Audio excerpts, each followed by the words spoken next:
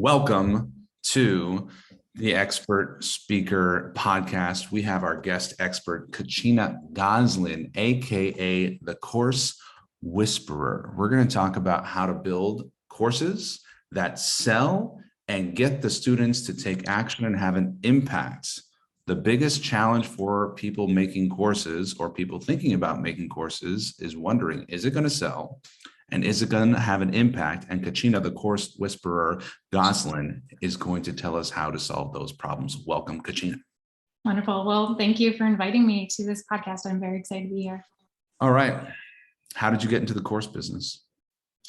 So everything shifted for me during the pandemic. And, I was gearing up to start working with local businesses who just put down roots here in Texas. And I had specialized in helping systemize operations and programs and offers for small business owners. And so my full intention was, I just bought a house, put down roots, let me go meet my neighbors and help their small business. The pandemic hit, everything shut down. And I said, well, here I am back into the online space. Where do I want to focus my energy and my effort? And for me at the time, I just noticed everybody's going back onto Zoom. Everybody's building these online communities. And we started focusing on building courses for our clients. And what I realized is that I already have this systems background, the systems thinking background from when I studied at MIT. And I already had this systemization experience with clients with their operations and their software and their technology. And I started saying, well, how can we help people have an impact online, focusing on quality products and the infrastructure to sell it? So it brought me full circle to, I wanted to knock on doors, help small businesses. And in fact, fortunately, I feel really grateful that I was able to help a small business stay afloat. I actually helped a massage studio, if you can imagine that, stay afloat during the pandemic. So I felt really good about that, saving one small business in the local area. But I went back online to help experts build out their online courses. What an interesting time to be an expert with this pandemic, and what an opportunity it gives us all to move online if we're not already. So some of the folks here on this call are planning to make a course. Maybe they've been thinking about it for a while. Maybe you meet a lot of people who've been thinking about it. What do you think holds people back from launching the course?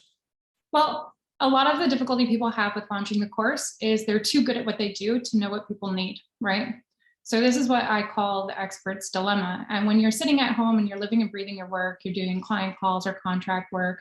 A lot of our clients come with PhDs, a lot of extensive experience. They just don't know where to start because the things that seem too easy to teach, they're not worthwhile to teach. They don't want to put in the program because they've seen the material out there a lot and they think that it's boring. And then they probably if you've ever talked to somebody with a PhD, they're probably going to start talking about a technical paper that nobody's read and there's some interesting academic argument about, and people start zoning out around that information. So the expert's dilemma is really trying to see your material from a beginner's point of view. And that can be difficult for the creator because then you kind of lose that inspiration or that sense of where's the right direction, what's the wrong direction. So it's really this doubt, I think, that starts building in your mind being like, well, I can create forever. In fact, I have, and most of our creators do have libraries upon libraries of presentations or paperwork. And they're just like, well, how do I boil this down? This is what I do for a living. I could talk for hours upon hours.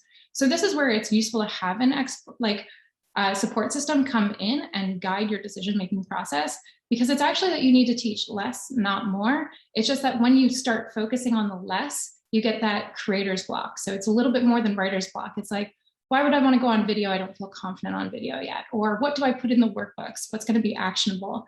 And that's what we help our clients with. But that's usually what's happening for you, is that you're just overwhelmed by all the things you can teach that you don't know where to start.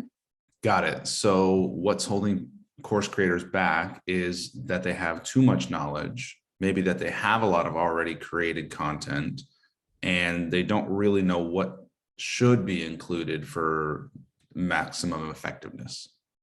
Yeah, and then the solution that we have is to think about it from the beginner's perspective. And when you go into beginner's mind and you look at your course material from that perspective, you answer both the questions of how do I create a quality content that people can take action on and see transformations. So we focus a lot in the first stage of our building on that client experience. How do you guide them in a reasonable time frame? So this is where we use the fact that creativity within constraints is very valuable. You need to apply constraints to generate creativity. So if you say you can write on any topic, for any length of time, for any duration, you're not going to know where to start. But if you say, I have X number of weeks to produce this amount of content for this audience, your brain starts working against those constraints. And then when you focus on the client experience, you really start developing this empathy with your audience. And that's ultimately what's going to help you sell your course. Because what I would argue is that when you try to create a course before you sell it, that you're probably going to make the wrong thing. When you start asking yourself in the beginning, and I know that many of you have probably heard this concept before, is that you want to develop an empathetic relationship with your customers and start saying, what are they asking me for? What do I repeat again and again that I'm so tired and bored of it? That's probably the content that you need to put in your course. And as you start talking to people about that, then you can start pre-selling or designing it alongside them. Pre-selling and designing it alongside of them. I am really glad that you said that, because I think that's so true. And in my experience, I spent 2 years before I was done with my first course. During those 2 years, I was looking at lights and cameras and microphones and course hosting software, buying other people's courses. For 2 years, I built a dang course only to discover I couldn't sell it. The next course that I made, I sold it first, and building it was easy because I had paying clients expecting to get some content. And a lot of people have that with the social accountability. And we actually build these into our courses because social accountability is so important. So when we talk about that later, we can circle back. But that social accountability of knowing somebody actually wants what you're going to build is going to motivate you. And you really only need that one perfect person. So a lot of us talk about our ideal avatars and we imagine somebody who doesn't exist. I would argue that the person actually exists and you're probably talking to them right now. So within all of your groups, like if you are an expert at anything, and many of us are, or at least an expert to somebody, then you're already surrounded by a few people who I would consider your true or your raving fans. So those are the two criteria I look for. I think somebody's a true fan if they invest in you and your work. Now that could be investing time, but usually that means they've invested in your services in the past. And then somebody who raves about you, maybe they're really generous and they just said, you have to go talk to this person. They're amazing. You want to really start honing in and catering to those voices, because we have a negativity bias that we all have to work against. And the resistance is going to seek all the negative feedback that it can. What you really need to do is aggressively hone into the positive feedback, those people who want to buy the course. It just has to be one person. Likely it's going to be 10 or more. And if you listen to only them, you're going to create something amazing. And it's going to spread out from there because you're listening to the people who already rave about you. Excellent. Okay. So you're all getting this? Get the customer so that you have that one perfect person. Look for people that are investing in your business, whether that's financial or through time, so that you're not building a course for some imaginary future customer, but you have some certainty about who you're serving. Okay, we've covered a lot already. The expert's dilemma is having too much information, too much knowledge, too much expertise, and not knowing how to put it together for the beginner who's taking the course. So Kachina, you've developed a process, and correct me if I'm wrong, MIT graduated rocket scientist? Yeah, so technically my degree is in aeronautics and astronautics. I decided to run my own show. So I would tell Kachina's story as rocket scientist turns course creator. Mm-hmm. And what I like about it is I actually took a systems thinking course when I was a freshman. And so I think that's been in the back of my mind this entire time. And the funny thing is, this is why I kind of narrowed in on experts. So I think some people feel like you maybe have to have a big ego to claim that I'm an expert. And what I find is that like some of my clients, they're so good at what they do not know how to talk to laymen. So we have several clients with PhDs and several clients who it's like, you need to go through a couple of filters to be like, no, this is how you need to talk to your audience. So they don't have a decade's worth of experience and all of the terminology down. But that actually kind of guides you in your course creation process. You're creating your course for the beginner. So usually the content you need to write is the content that bores you so much that you're like, okay, I just want to get this out of the way so that I can talk about the really interesting, juicy information. And that's where we start talking about not only the course creation process, but what you're creating is a signature system. So that systems thinking is interwoven in everything that we do. The course itself is actually in the center of the sales funnel we recommend our clients building. At the front of that funnel is a fantastic freebie. And then what we like to call the lower price product is going to be a lighthouse offer. We call it a lighthouse offer instead of a lead magnet because we're like, it's attracting the right people to you. It's repelling the wrong people and attracting the right people.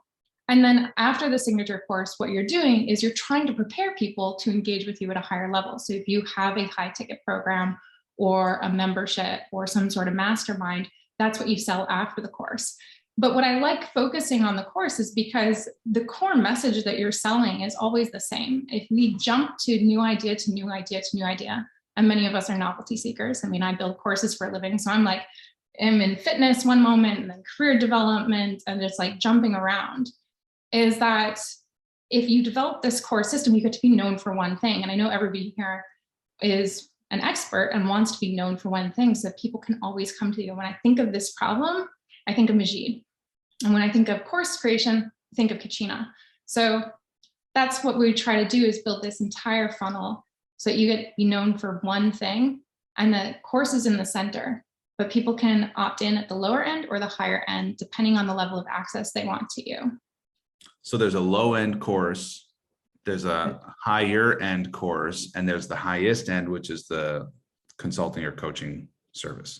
Yeah, and they're not always courses. And actually, I wanted to kind of break down this misconception, because sometimes clients will come to me and they've already built out a course. And when I go find that course, it's out on Teachable for $150. And in my head, I'm like, ooh, we got to take this down like now before anybody discovers it. And what we want to do is you can keep that out there. In fact, we're helping some of our clients with LinkedIn Learning, and those are going to be low cost, accessible courses. We encourage people to build workshops. So you can have this lower cost item out there.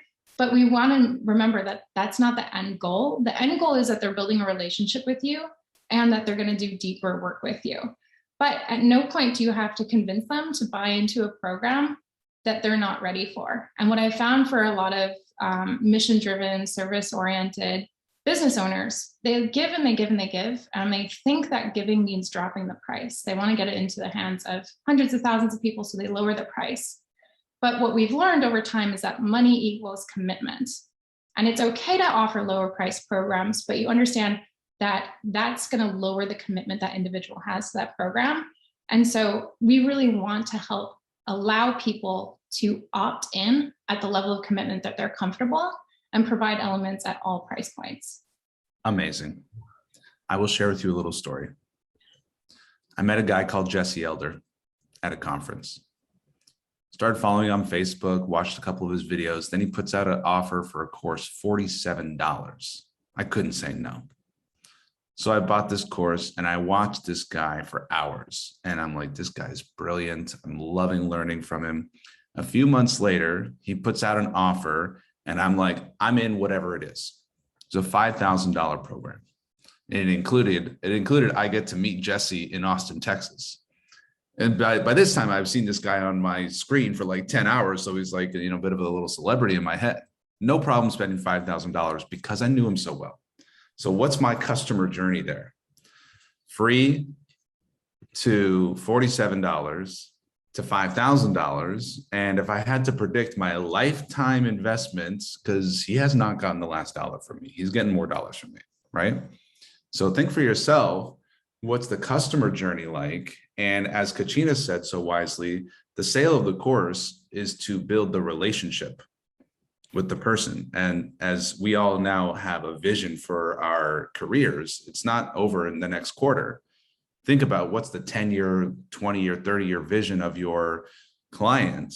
And so it starts with this course. And I think it's a really special moment when they go from freebie follower to paid client, whether that's $1 or $47 or $5,000 or more. So I think the course is a really great bridge for people to go from follower to client. So there's a couple of interesting things about that point. And one of the things that I actually want to do is rename the sales funnel to call it a nurture funnel. Is you nurtured a relationship with him. And what happened in that case, you went from the freebie to what I would call a lighthouse offer. And then you skipped to a high ticket investment. What you'll sometimes find, and I'm going to give this to you guys as a little bit of encouragement, when you find that people do not use your free or low cost products as much as you would like. So you had that problem, is that a lot of people build low cost courses. They want to get it out in the hands of hundreds of thousands of people, and they realize that less than 1% of people finish it. Well, money equals commitment. So at that lower price, they might not go through the program. You obviously really engage with his material and you're like absorbed it and you're like, I'm ready to go. If people, so there are going to be times when people buy that low cost content, are so impressed by the effort that you put in it, but say, I don't have the time, and then skip going through the material and then hire you outright. And I have people bought my course who then do not go through the content, give me a phone call and say, I'm ready to go to the next level. What do you have? And that's what you're trying to encourage. So when you talk about building that relationship with him, the funny thing is that he didn't meet you until, I'm sure, at one point when you actually did have a Zoom call or met him in person, but you felt like you knew him. And so there's 3 elements to the course creation process for us. We have your written materials, your video materials, and your workbook materials. That's what we as course creators help produce for our clients. So we set them up with the outline to get them past the expert's dilemma. We set them up with the structure and accountability to create the content. But in producing the video, you got connected to his personality. You felt like you knew him. And that's the point of the video. The point of the written lessons is to convince you of the principles. So by the time you've bought up into his higher level services, he doesn't have to go back to the basics and convince you that this is the right way and that's the wrong way. You already bought in. So half the work's done and he can kind of just dive into what he really enjoys or what you really need. And then what we really love focusing on is the workbook. How do you put it into practice? And that's the element where we think we can really increase the conversion rate of how many people go through the program and apply it. One is by setting the right topic and the intention of the course. It has to be a small enough achievable goal that they can get it done in a reasonable time frame and experience some transformation. But then through the process, they get to know you, they build a relationship with you. When that course is over, they don't want to stop. They either want to join a community that understands what you do and continue to see the results in their life, or they want to get to know you. And that's a great way to continue to engage with people. You don't want to think the only thing they're going to buy from you is the course. You're nurturing a relationship with them. There we go. All right. I'd love to talk about sales, starting with price, even though that's technically an element of marketing. How do you price the course? Awesome. I'm glad you asked the question. Obviously, it's going to change depending on your industry, but we do have some benchmarks. And we use this to kind of give you some guide rails. As you said, creativity likes some constraints. I do not let my clients sell courses for less than $600. You're an expert. This is the middle of your funnel. You will probably have some lower cost, low end offers. It's not going to be your course. So when we create courses, we typically have a structure. So I define these as signature courses. My guideline is for a self-study course, it should take about 6 weeks. So $600 is $100 a week for an hour or 2 of content that they can go through. That seems reasonable. Some people feel like that's too much, and they're looking specifically at markets that they think might be lower affluence, have a lot of responsibilities on their time and attention. And I say that's okay, because hopefully as you build your audience, there's still going to be that 1 to 10% that's going to afford that higher ticket in their mind. So minimum $600. But we very often encourage our clients to go up to about $1,000 to $1,200 for a course. And then what's really important is if you're on the fence, or if you want to do corporate programs, or if you enjoy group programs, is we always encourage doubling the value of the course if there's any personal engagement from you. I don't care if it's part of like a group membership where you've got 1,000 people on a call. It's double the value of the course to have that interaction and engagement with you. So with engagement, double the value. Do it yourself, half that. Yeah, and so what we see is that 600 to 1,000 is a pretty solid range for a self-study course. You start getting closer to 2,000 to 2,500 for like a group program. By the time, and I think you can sell that, usually when people are selling consistently self-study programs at 2,000 or more, they're paying a hefty amount in affiliate fees, like 50% in affiliate fees. So I'm not assuming that you have that business model. I'm assuming you've got a really engaged audience that loves what you do, and that you can charge that 2,000 without significant affiliate engagement. But once you get past into like that 5,000 and up, you're into high ticket. So we're really just trying to fill in that middle space where somebody has about 1,000 to 2,000 to put down into a course. Gotcha. Before we go on from sales, so we talked about pricing. There's the sales page. There's the low cost tripwire $7 with the bump upsell strategy. There's the strategy call. Get on a call to close a sales strategy. what do you find is most effective for your clients in terms of the sales method? So we, as a company, after we build out the course, what we do is we build out that sales funnel. That sales funnel is going to be that freebie, connects to that low ticket and all of that tripwire. We want to set that up for you because at the end of the day, we don't want you getting on the phone to make a sale. We want them to happen automatically, and we want them to happen because you're out in the world living and breathing your work. And so it does require that you have a social media strategy. And so we have a 4-phase process. We first build the course with people, with our clients. Then we build the sales funnel. Then we help you with your social media engagement. And then we help you run your paid advertising. And I wish I could say that you could skip steps, but processes work when they work for a reason. So we don't encourage our clients to skip any steps, but what you really want is that sales funnel just hooked up naturally into what your social media content is. So I have a client this morning who posted a picture. He met Gary Vee yesterday. So I'm really excited for him. And that's great. That's probably going to get a lot of attention, completely unrelated to sales, but he has on the back end, this is tripwire to, well, now I want to know about his book. And then you look at his book, what's the bonus material? You look at the bonus material and whoops, you're into our sales funnel. And I think the fact that people are used to being sold to, what happens is that experts don't enjoy the selling process. And so what we're trying to build is the infrastructure under you that you don't have to actively sell, because your activities, your interesting posts, your collaborations, your podcast interviews, all of these things lead people to your funnel, and then the funnel does the work. So that's my preferred method. But the hard thing is, what do you do when you get started and nobody knows about you? I would say that's when you go back to your true and raving fans. The people who are going to support you are already in your circle. And this is where we'll talk again about that negativity bias. The human brain is set up that if it's going to read 99 positive comments and 1 negative comment, it's going to focus on the negative comment. You really have to rewire the brain. I am convinced, because I've seen this again and again. I had a client have a 5-figure launch with less than 20 people on an email list. Of course, her email list was bigger, but she started with 20 and she said, I'm going to have a 5-figure launch. My palms were sweating. I'm going to admit, I wasn't sure we could squeeze that much money from that group. But you'd be surprised. The people who are already ready to support you are already listening to you. Tune out the naysayers, tune out getting new subscribers, new followers, and just support the people who are basically asking you. I can't tell you how many times I've gone to an expert and just said, can I throw money at you? And if so, when and what for? I don't care. Like, I will buy what you produce. And that's happened again and again, except sometimes I just have to wait the 6 months for them to get over their creator's block. Okay, so my form of creator's block was I was reading about microphones. Like, I thought I was supposed to be like become a microphone expert. And then I was like, LED lights or halogen lights or incandescent lights or fluorescent lights. Should I get the white ones? Should I get the orange ones? Literally, guys, like for months, I was like becoming a light expert. So then I became the expert on Teachable versus Udemy versus build my own website on WordPress versus everything else. So can you talk to me about how to skip all that, or like what platform should we use? What light should we get? And does any of that even matter?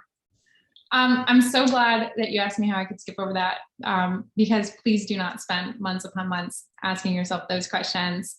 I'll let you into a little secret. We have a whole here's your video process document where we introduce you to our video coach, and behind the scenes, they basically say, encourage them no matter what, as long as the sound quality is good, but it doesn't have to be that good. Just encourage them to produce the video. It's the one thing that we have the least amount of control over. And we just try to encourage. It doesn't have to be perfect. It just has to be done, right? And then for platforms, we've done our research, and to be honest, between Kajabi and Kartra, you can choose either one. We personally, in order to specialize and streamline, we chose Kartra.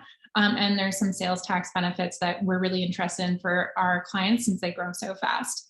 But other than that, I mean, really, there's so many platforms you wouldn't be bogged down by technology. And that's where hiring a service provider, you get to say, these are the steps, this is the software. For the most part, our clients just have to focus on the content, and we just set up the infrastructure underneath them. Good. Most of the people here are on Kartra, I think. Okay. I'd love to know about what gets a student. So they've bought the course. But now we have to get them to open the course. And then once they open the course, we have to get them to watch more than the first 30 seconds of the first video. And so I would love to know what gets the student through the content, and even more importantly, what gets the student to implement what's in the content. So at a certain point, you're just not going to have control, right? But if we start setting the scene up, we set your course up for success, you're going to have better results, right? So setting yourself up for success, are you targeting the right audience? Are you really hitting a pain point? And if you price it appropriately, you know, as I said, $600 is the minimum we recommend, but people don't throw $600 away or $1,000 away. When it's priced at that mid-level, people are going to want to go through the content. Now, the most difficult thing that we have to do is help them put it into practice in their life. So this is where you once again have to go back to, are you teaching people or are you guiding them through a transformation? And this is why we spend an entire month in the outlining process with our clients, because there's no point rushing ahead and then creating content that people won't go through. You really need to help them learn, implement, reflect. Learn, implement, reflect. And so we very deliberately drip content out once a week for self-study programs, just so we don't lose their attention over time. Once every other week, if there's a group element, just to reduce the commitment, time commitment on you as the creator, it gives you a little bit of space to breathe. And I would just ask yourself the question, if you are really helping somebody with a need, why wouldn't they go through the content? Now, you can't force people to learn your way. And one of the things I like to say is, as a creator, you're going to have a preference. Some clients prefer video over written material. Some people enjoy making workbooks. Some people don't. The same is true for your learners. So we produce content in multiple forms so that your learner can choose the way they like to learn. One of the things that I know is I really like audio now. So I've stopped reading books entirely and I just listen to audio. So we want to make your video lessons short enough, but kind of like a podcast. Somebody's going to put your phone in their pocket and listen to the video. Some people, like me, really like workbooks, but to be honest, I like creating them. I might not print them out very often and go through them, but I like the thought process of the workbooks themselves are designed to say, okay, you went and you learned a thing. Now, how do you use it in your life?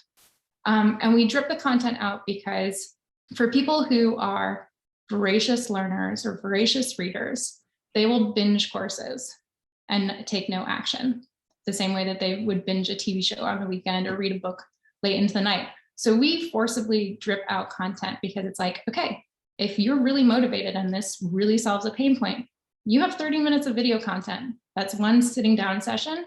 You listen to that content. You now have a week to take action. There is no skipping ahead.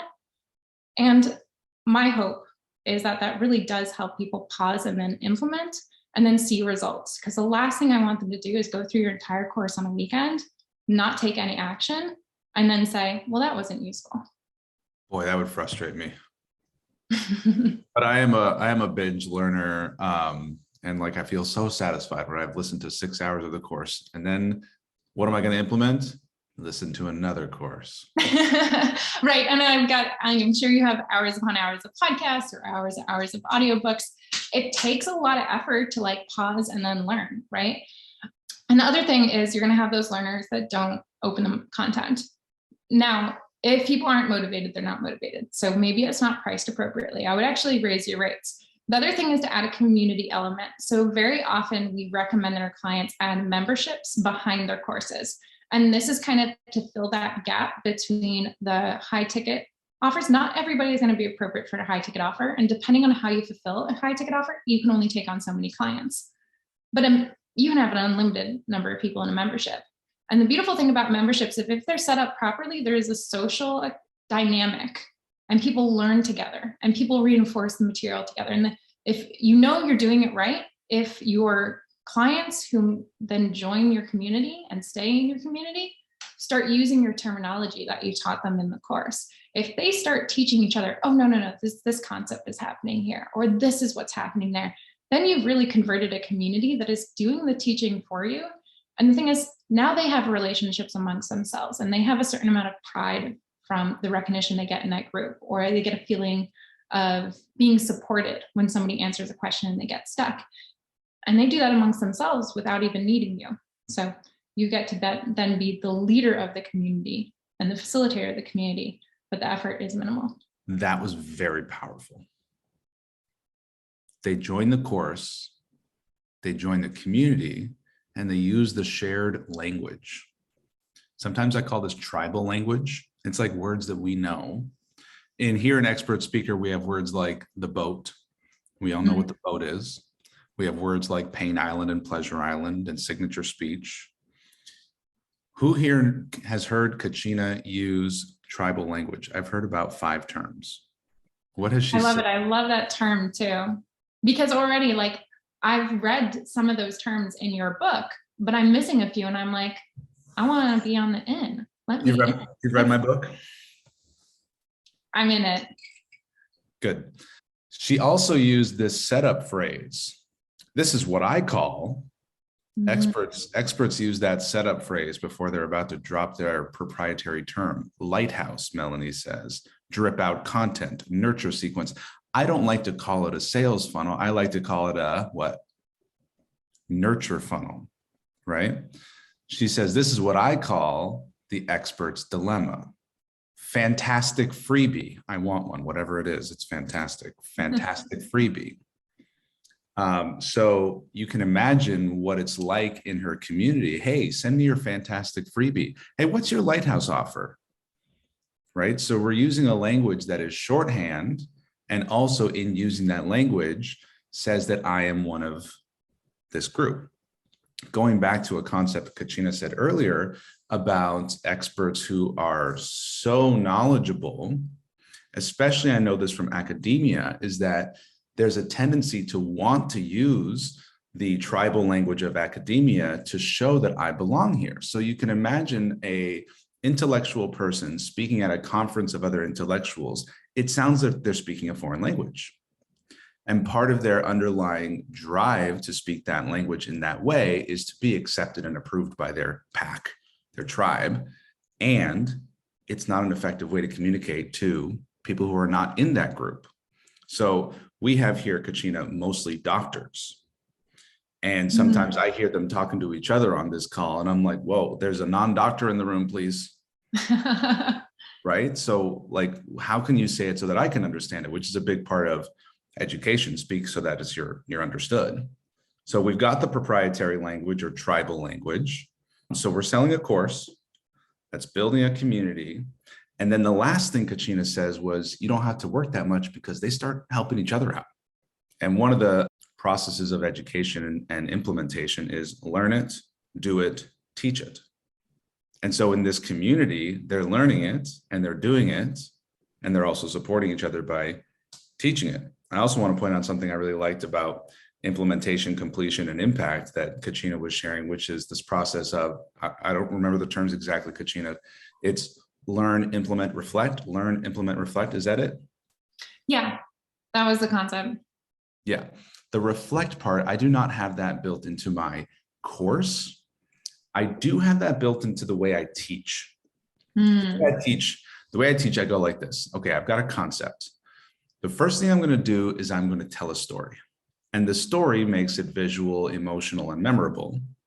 Then I'm going to extrapolate and dissect the story for the concepts, the principles, right? Then I'm going to give an individual exercise for you to apply that principle through usually just answering these questions. All right, I'm going to give everybody 5 minutes to answer these 4 questions on your own. Then I'm going to pair everybody up. With Zoom, we're going to do that in virtual rooms, in a classroom. I find a partner, tell them what you wrote in your answers. And so not only are you reflecting in the writing process, but you're now communicating, and now you're forced to not just understand yourself, but be understood as well, which puts another sort of layer of being able to articulate this concept. Then I say, okay, everyone, 5 minutes is up. Come back to the room. Who would like to share what came up with you in that exercise? And now we're going to have a group debrief.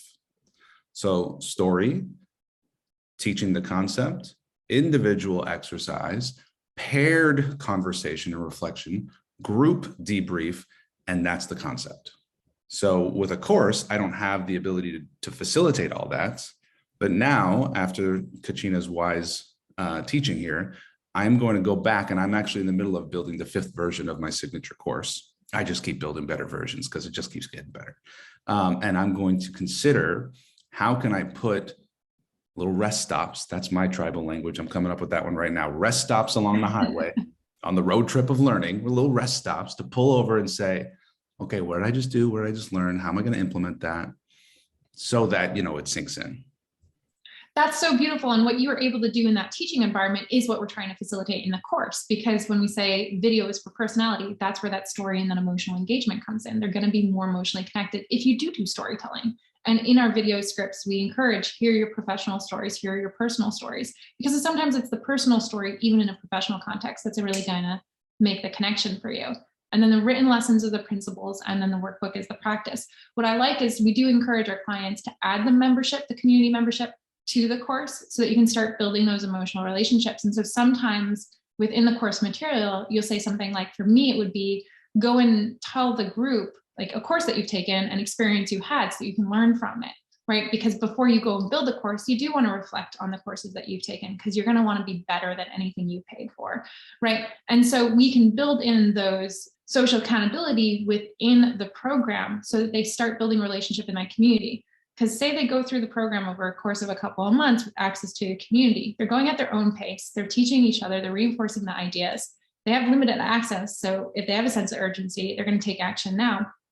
But what happens when they reach the end and they've built emotional bonds?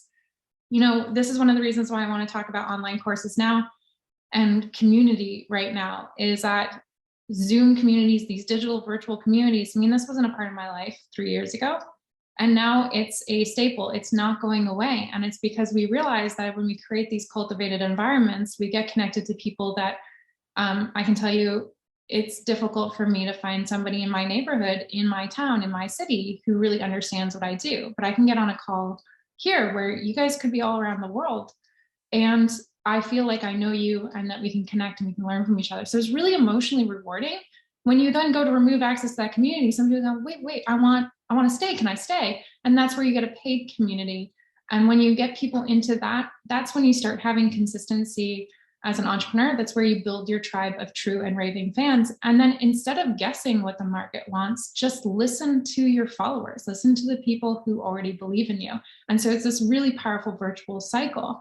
And while we focus on that signature course, and it sounds like you're doing another revamp, is if you want to geek out about the advanced material, repeat the process again and again, add to a library, keep dropping in guest experts, keep engaging, and then you get to do what you love, and your community gets to just follow in your footsteps. And here's the other thing that I wanted to say. I think some people feel like the community starts doing the work and they might go, they don't need me anymore. and that's a good thing. And also one of the things that people have is, well, if I raise my rates, I can't work with as many people. Maybe that's not, that doesn't feel good. But I think the fastest way to sell your program at that higher price point is start at that $600, and 3 months from now, raise it to $900. And then 3 months from now, when people see that you're taking seriously, that your programs are growing in value and you know your worth and you have a community, a tribe behind you, implementing it and getting results, they're going to see you raising the price and be like, I need to jump in while it's only $2,000 because I know that they over deliver and I can see the results. Great. Yeah, you've really articulated some of the fears and concerns around sales and pricing. Not always true. You raise your price, you get fewer customers. That's not always true, but it is a fear. Yeah. Whereas what I see when I see other professionals, right? Because I was looking at I was buying into courses ages before I started building them myself. And the reason why I started building them, I was like, I love courses. I love learning. But why are they all terrible quality, right? And so there'd be one or two shining lights of like, oh, this is a great course. Why can't we systemize this? So that's what we've done professionally as a company. But you take these courses, and I watch course creators now, and I've bought tons of courses, and I go, damn, they're starting to see their value. That's what goes off in my head. They launched their first course. I'm like, jump in now, because a professional who is confident and growing in the online space, you will not keep your course the same price. You will raise those prices. And we don't always stay in the same niche forever. I bought a course this year. The founder is pivoting directions. I'm glad I bought into the material while it was still available. So this is one of the things that allows you to grow and change, because sometimes people say, well, what if I become known for something and I want to change later? You're like, that's okay. You will attract the part of the market that's ready to buy that course. And then when you change, just change your whole branding, obviously, to be consistent, weave it into your story. I'm sure, Majeed, you know how to do that. And then you are now a richer, more versatile individual with a diversity of experiences. That is not a bad thing. So don't be afraid to commit to a topic and to change your mind later, if that helps anybody in the room. Okay. Yeah, we get concerned with all sorts of future plans that are just stories we're making up. And yeah, there's people to serve right now. There's people who want your stuff right now and they're ready to buy. So I've got a real tactical question to figure out what to put in the course. Say I got this Facebook group full of people who I think are interested. I would love to ask them the question, hey guys, what should I put in my course? But I think there's a better question, but I don't know what it is. What's the better question to figure out what to put in the course? So I think what you're going to want to do is you're not going to talk to the beginners. You're going to go back to your past clients and you're going to say, you've worked with me and seen results. When you first came to me, what did you really struggle with? Like, did I just jump into something? And because I can't tell you how many years. I have a very technical background and I have been in software development, I've been in a lot of different things. I'll have clients that love me that I still work with today. In fact, I'm going to call me right now. And they say, Kachina, you're very, very smart. And I just have no idea what you said. And I wouldn't know. Smart. You're very smart. And I have no idea what you said. Yeah. Okay. And you're like, great. Because if they didn't pause and tell you, they just sit there and they nod and they go, okay, yeah. And so go and ask them, you've seen results, you've worked with me. When you started working with me, what didn't click? And help them re-envision that beginner journey again, right? Because remember, the people who are starting to work with us are not the same people who have been working with us for 6 months or a year and seen tons of results. The people you're trying to appeal to are the people who might stumble over some of the beginning terminology and the beginning concepts. The thing is, your current clients stumbled over that too, but they just had you holding their hand. It's very often the thing with the course is that service providers, we want to hold our client's hand through all of the difficult moments. The course has to start taking the place of that. And so very often the things that you are either skipping over and compensating for later or over explaining have to enter the course. So I would just go to them and say, we're going to be teaching this course and we want to see other people just like you get results, your friends, your family, the professionals that they would refer to your program. What did you struggle with when you first started working with me? And what really stuck with you? You did it just right now during this conversation. You repeated back to me some of my tribal language. You paused and said, that was really impactful. Your clients are already going to know what really transformed their perception of your work. And it's not going to be what you thought was most important. So don't ask them what it should include. Ask them what insights they gained. Ask them what they stumbled over and let them basically shape the course for you. Great. Okay. Juliana says, when I surveyed people in my client base, they said they're interested, but they flake out on me when I bring the offer. So I guess they don't value that info much. How do we discern between genuine interest, willingness to buy, and people who are just being helpful with telling, this is what I want to learn about, but I'm not actually going to spend any money? Yeah. Well, this is why, you got your raving fans. There's plenty of people who might rave about you, but never buy, and then there's people who are going to buy who might never talk about your business, but enjoy the results of it, right? You'll see this sometimes a lot in the health. There's a lot of people in the call with the health industry. Nobody wants to talk about their weight or their chronic illness or their publicly or their failing marriage. That's another great topic. Nobody's like, going to raise my hand. My marriage is failing. Can I have relationship advice? So there are going to be some people who consume your content, pay plenty of money, but don't talk openly about what you do. When you have these people who raise their hand to show interest, but then flake out, they're just not your true fans. It only takes one person who represents the ideal customer. And so I would say the best way to know is who energizes you, because you're going to resonate with their interest if their interest is genuine, and you're going to not feel it when it's fake. And so when you're confused, just don't try to appeal to everyone. There is one person maybe not the 10 people who answered a poll on Instagram or LinkedIn, one person who you're actually engaging in active conversation. There's an energy exchange. They ask you questions. They say, wow, that's amazing. And will they buy? If you narrow down the message and they paid you and they put down money before, you listen to them. You can't force people to pay, but you can at least not pour energy into people who never will. So what I tell my clients is like, don't make freebies for freebie seekers forever. If we started there on our funnel, we would never get anywhere else. Very often my clients hone in on their high ticket offer, then launch their course, then drip out their low ticket offer. And you can widen your base the lower cost the product is. But unless people are true to their word and they want to put money out, you're not going to force them. And they aren't your people. So I think that's the hard thing, is that we seek out the rejection. We hear it from one or two people. We think there's crickets out there, and we're ignoring the 10 people who are ready to raise their hand, put down money now, because the brain has that negativity bias. Brilliant. One of the insights that came to me about 6 months ago is that my ideal client hires a high ticket coach. That's what I sell. And so that is my answer to the question, well, what if they download your book, read it all and implement and don't hire you? Or what if they want to buy your low ticket course, implement it and don't hire you? And then I go, great. And that's not my client. My ideal client downloads my book and then hires me. My ideal client may or may not read my book, but they hire me. Yeah. So you don't have to convert 100% of people. Let that be freedom for you. And you can continue to produce value for people at these lower price levels, but just don't get absorbed in seeking the followers. I can tell you, you can make a lot more money from fewer people than you would imagine. And it's a more enjoyable experience. And then it trickles downwards. So it's just that we have a culture right now that puts so much pressure on our visibility and our followers, but these are really low engagement activities. Find somebody. I have coaches where, I send her a message on a Friday night. I might get like 15, 20 minutes of voice messages. And like on Messenger, they're all broken down into 1 minute, because we're passionate and we're engaged. That's where the best ideas come from. That's where the best courses come from. Yeah. Okay.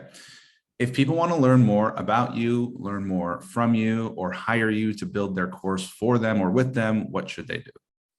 So we have an amazing program. It's launched in cohorts because we do want you to learn in community. And so we have the Elevated Expert Mentorship. And the reason why is we want to empower you. We want to empower you to understand how the software works, how the system is set up. And once you go through the process once, you can repeat it and create multiple courses.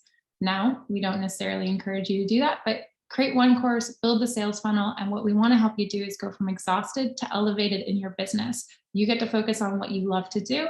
We're here to support you, whether it's creator's block or writer's block, or just not knowing which mic to buy. All right. Well, you heard it here from the course whisperer, Kachina Gosselin, The Expert's Dilemma: How to Make an Impact and a Fortune with What You Teach. Thank you so much, Kachina. Thank you. And thank you for listening to the Expert Speaker Podcast. Dun-dun. Thank you for listening to the Expert Speaker Podcast. Be sure to hit the subscribe button and leave us a rating so that more people can discover the Expert Speaker Podcast, and so more people can be empowered to share their message. Be sure to go to www.expertspeaker.com and take the masterclass to learn how to grow your business and make money speaking. It's totally free and will change your business. If you're ready to work with Expert Speaker, you can apply. Just go to expertspeaker.com/apply, and someone from our team will be in touch with you to help you grow your business with public speaking. That's expertspeaker.com/apply. We'll see you in the next episode.